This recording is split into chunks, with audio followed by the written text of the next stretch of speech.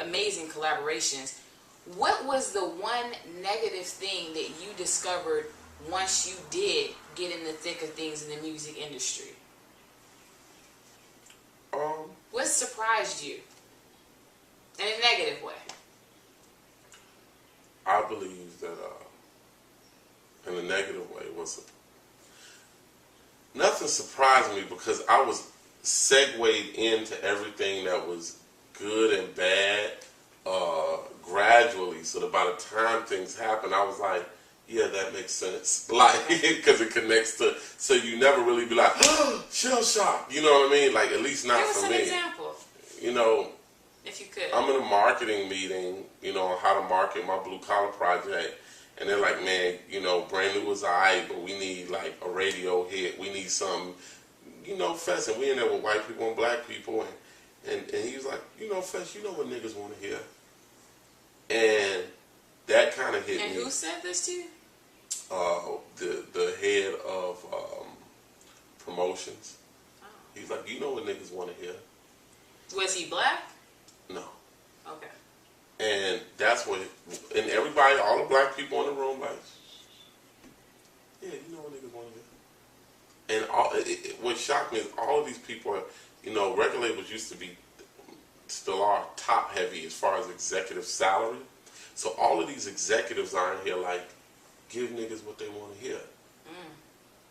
But really it was,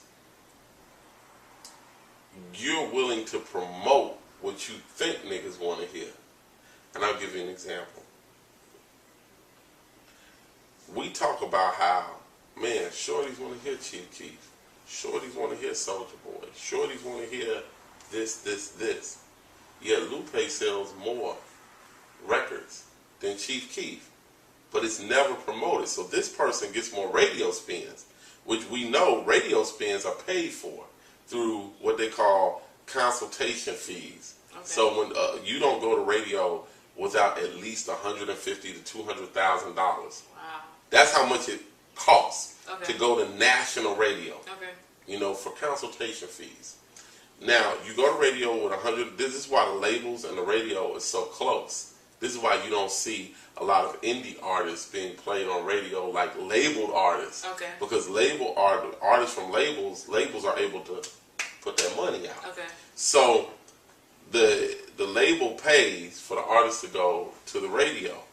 And so the radio is playing basically what they're being paid to play, right? But how is it that an artist that actually sells more records?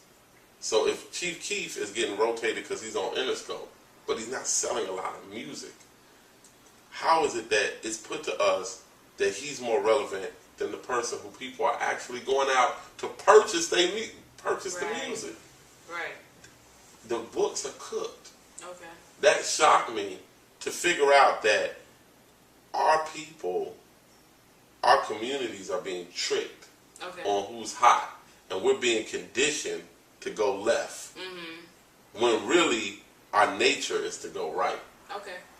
And you know, why is it, think about this, it shocked me how racist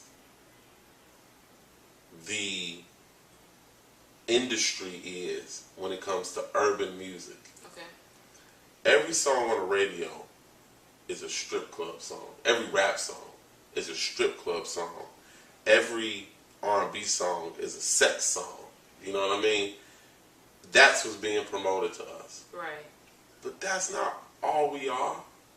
But that's made out to be all we are. Right.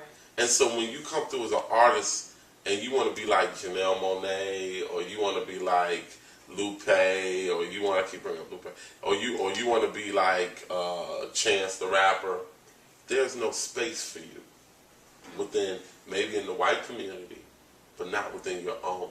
Maya Angelou once said, the biggest regret that she had is that the people who she wrote her books for will probably never buy them. If you look at Bob Marley, his #1 fans didn't look like us. We have been, this isn't new. We've been put in this space of sexuality negativity, Right. niggerdom, starting from way back. Right. And now all it did was get worse, you know. So that when I got into the music industry, the realization of how true that is hurt me. Okay. Ugh. It's just marinating that for just a second. And I know this interview kind of said, like, it's for people to look and be like, I think this is one of them interviews where people look, like, don't look at this interview if you don't have time to think. If you don't have time to think, this interview is not it. Well, let me tell you all I need is one mic if you don't have time to think. Yeah, well, you know, some things may be heavier than others. And I think that whenever I'm speaking, it's like, you have to really consider, am I full of shit?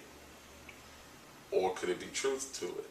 And if it's truth to it, the hardest thing about truth is that you're compelled to do something about it.